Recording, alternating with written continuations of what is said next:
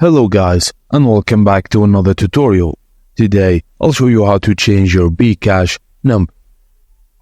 Firstly, start by enabling your internet connection and open the bkash app on your phone.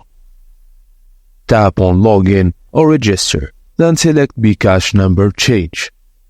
All you have to do now is to click on Proceed and choose your original country code, ensuring it's the one linked to your current account. Now, enter the number you want to switch from and follow through each prompt. For users abroad, upload entry and exit stamp images from your passport. Scan your NID front and back, and capture a clear photo of yourself as a verification step. Upon successful completion, set a new PIN and your account will be transferred to your new number. As simple as that. Thank you for watching, and please don't forget to like and subscribe for more.